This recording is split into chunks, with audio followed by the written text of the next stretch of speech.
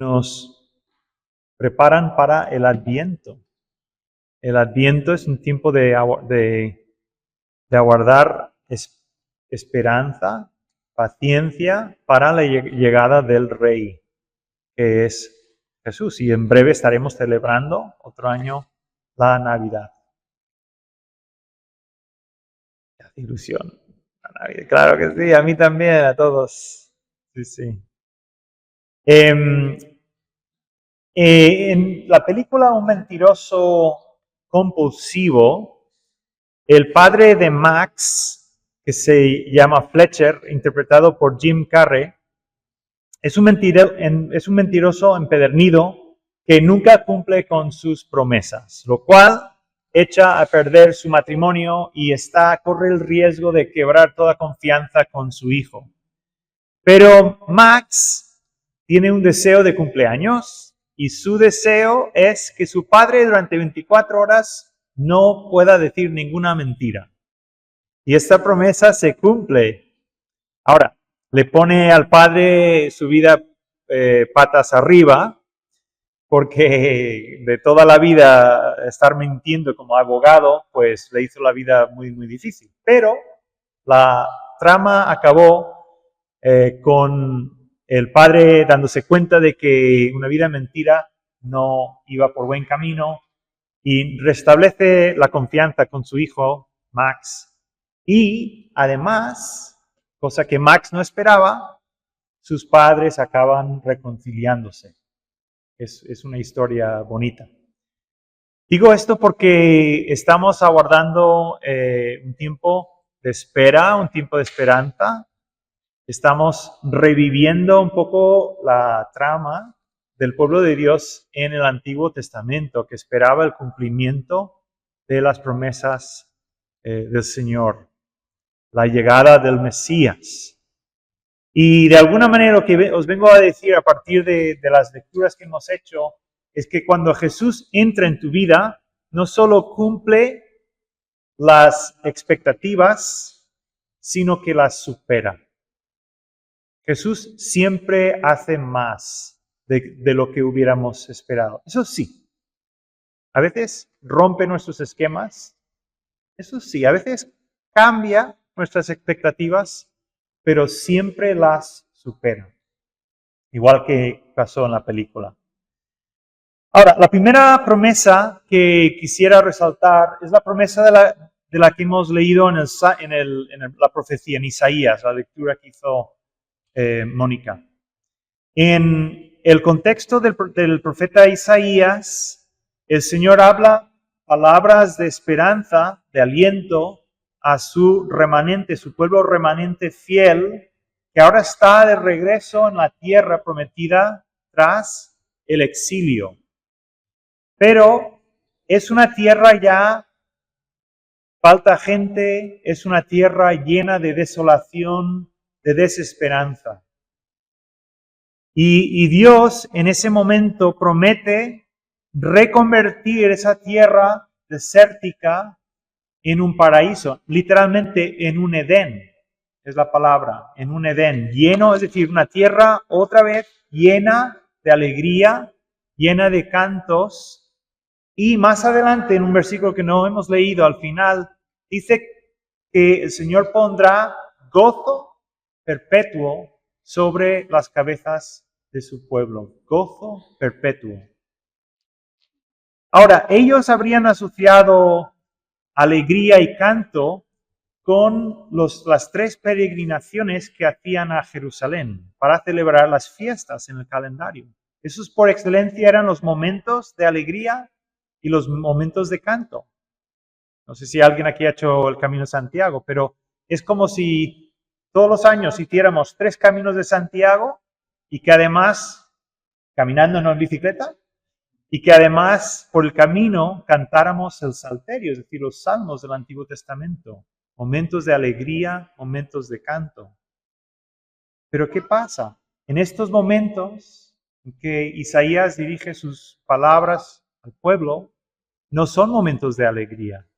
El exilio babilónico, debido al pecado del pueblo, ha puesto la alegría en pausa. y ahora han de aguardar la esperanza de que Dios en el futuro cambiará su suerte y volverá a poner gozo, no momentáneo, no solo gozo en las 3 peregrinaciones, sino gozo perpetuo sobre sus cabezas. ¿Cuál es la prenda? ¿Cuál es aquello que respalda la promesa de Dios? Dice Dios que es curioso, y quédate con esta imagen. La prueba de que Dios cumplirá su promesa es que de una piedra Él talló su pueblo. De una piedra fueron tallados toda la nación. Y esa piedra fue Abraham y Sara. Es decir, a partir de un matrimonio, Dios hizo toda una nación. Y el mismo Dios que fue capaz de tomar a un matrimonio, convertirlos en una nación numerosa, es capaz y poderoso para devolver la alegría a su pueblo. Esta es la prenda, o sea, el respaldo de su promesa, de que Dios devolverá el gozo perpetuo. Pero mientras tanto, el pueblo debe esperar el cumplimiento de la promesa. La segunda promesa la encontramos en el Salmo 85, y es la promesa de paz duradera. No una paz momentánea, sino paz duradera. Claro, estas 3 fiestas anuales que conllevaban gran alegría, festejo, licores, comida. Claro, todo eso, como digo, se puso en pausa por la rebeldía del pueblo, porque claro, si por rebeldía el Señor permitía, como permitió, que las naciones vecinas invadieran Israel, les hicieran la guerra, en esos momentos no podían hacer el camino de Santiago, es decir, en esos momentos no podían emprender viajes, o sea, peregrinaciones a Jerusalén y festejar. La guerra no permite el festejo. La triste realidad es que Israel perdía la paz en correlación con darle la espalda al Señor. Es decir, cuando Israel le daba la espalda a Dios, Dios permitía que las demás naciones entrasen y les hicieran la vida imposible al pueblo y perdían, por tanto, la paz. Era como el pez que se muerde la cola. Y es por eso que el Salmo es tan importante, porque en este Salmo lo que el Señor está diciendo y prometiendo es una paz, un shalom en hebreo, ¿no? Tan poderosa, tan transformadora, que ya Israel no volverá más a las locuras por las cuales siempre perdían la paz, ¿sí? El Señor les está prometiendo una paz tan poderosa, tan duradera, que ellos ya no querrán volver a las tonterías, las locuras por las cuales siempre perdían la paz. ¿Y eso cómo? ¿Qué tipo de rey, qué tipo de profeta enviará el Señor para procurar eso? Pues simplemente el pueblo de Israel debe esperar. Debe esperar. Entonces, gozo perpetuo, paz duradera. Entonces, ahora lo que quiero hacer es que veamos que en la lectura del Evangelio Jesús es el cumplimiento de ambas promesas. Y esto es lo más precioso, pero requiere explicación. Primero, el gozo perpetuo viene a través de Jesús porque Él entra en Jerusalén como el templo definitivo, el nuevo y definitivo templo, es decir, la persona a través de la cual el ser humano se puede encontrar con Dios. Ahora bien, cuando hemos leído el Evangelio, ha habido descripciones geográficas. Por ejemplo, Mateo nos habla de Betfagé y nos habla del Monte de los Olivos. Y claro, para nosotros, los que no hemos ido a Jerusalén, como yo, son nombres y no les damos mucha importancia. Pero para el oyente del primer siglo, empapado como estaba del conocimiento del Antiguo Testamento, estos pueblos no eran pueblos cualesquiera, sino que eran pueblos que estaban justo al este de la entrada de Jerusalén y de la entrada del templo. ¿Y por qué es importante eso? Porque según el profeta Ezequiel, él describe el momento más devastador en la historia de Israel en el Antiguo Testamento, el momento en que la gloria de Dios, la gloria Shekinah, o sea, la gloriosa presencia de Dios se levanta y se retira del templo. Para Israel, para el hebreo, lo más importante para el judío, ¿qué era? Jerusalén y el templo. Pero lo que convierte el templo en templo no son las piedras, sino es la presencia de su Dios morando en medio de ellos.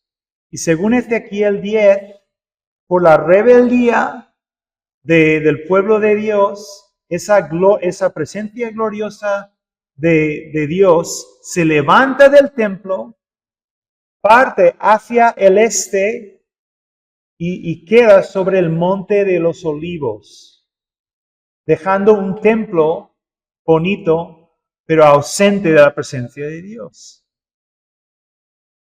Pero no todo se queda así, sino que Dios en el mismo profeta Ezequiel promete que un día el Señor volverá a traer su presencia gloriosa al templo. Escuchad esta lectura de Ezequiel 45. Dice lo siguiente: me llevó luego a la puerta del templo, a la puerta que mira hacia el oriente, el este. He aquí la gloria del Señor de Israel, que venía del oriente, y su sonido era como un sonido de muchas aguas. Y la tierra resplandecía a causa de su gloria, y el aspecto de lo que vi era como una visión, como aquella visión que vi cuando vine para destruir la ciudad. Y las visiones eran como la visión que vi junto al río Quebar, y me postré sobre mi rostro, y la gloria de Jehová entró en la casa Shekinah por la vía de la puerta que daba al oriente, y me alzó el espíritu, me llevó al atrio interior, y he aquí que la gloria del Señor llenó la tierra. Ahora, aquí está la clave de todo. El Señor Jesús, montado en una asna, viene del monte de los olivos, de Betfagé, haciendo el mismo recorrido por el que la gloria se había retirado del templo. ¿Sí? Pero a la inversa. Él ahora viene del monte de olivos, por Betfagé, y entra en el templo. ¿Y qué es lo que hace en el templo? Limpieza. Echa fuera los cambistas, todos los que se llenaban los bolsillos a base del comercio injusto. Está limpiando el templo. O sea, lo que el Señor Jesús está haciendo en estos momentos es cumplir la profecía de Ezequiel.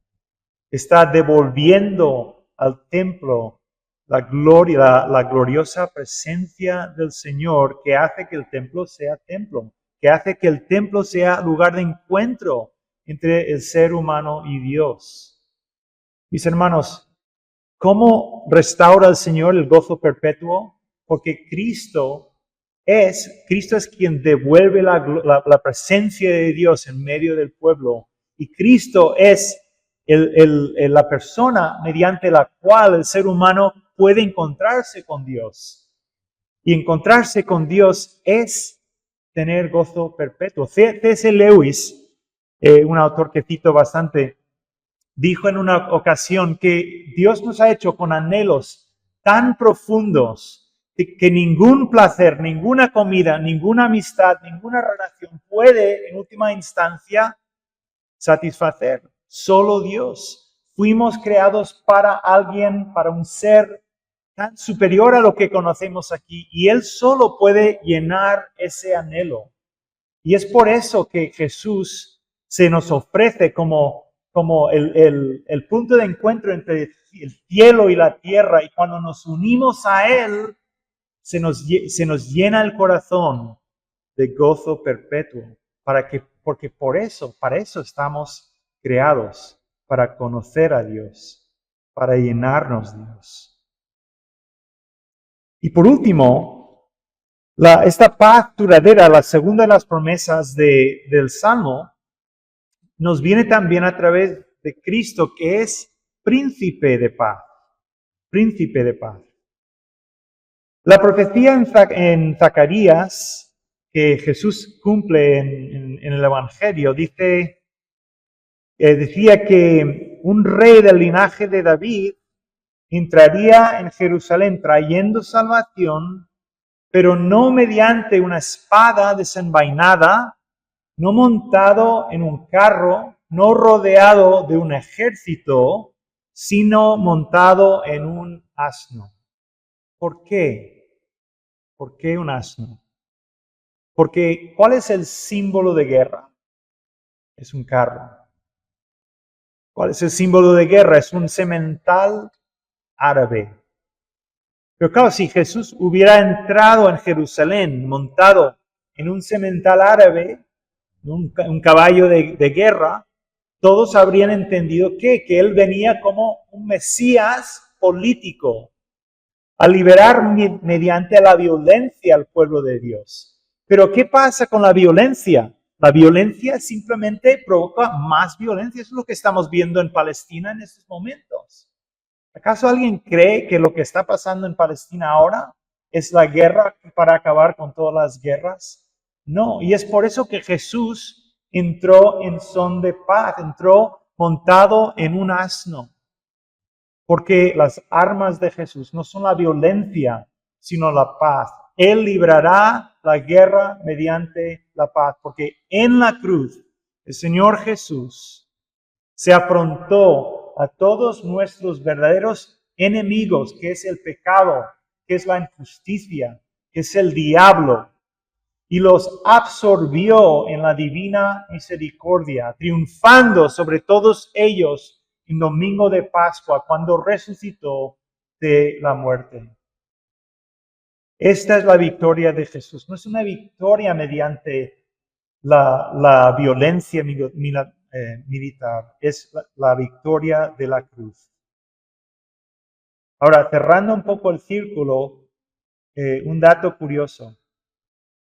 Los padres de la iglesia, cuando leyeron en Isaías sobre esta roca de la cual el pueblo de Dios fue tallado, veían el cumplimiento de esta imagen en Cristo Jesús, emergiendo de la roca de la tumba, la tumba que fue tallada en roca. Es curioso. Ahora reinando como príncipe de paz. Bueno, igual que en la historia que narramos al principio, ¿no? El deseo de cumpleaños de Max se cumplió con expectativas superadas. Así es cuando unes tu vida a Jesús. Romperá tus esquemas. Cumplirá tus expectativas quizás de formas sorprendentes. Pero Jesús, cuando le dejamos entrar en nuestras vidas, siempre, siempre supera con creces lo que nuestro corazón anhela. Bueno, hasta aquí la reflexión esta mañana en la palabra de Dios.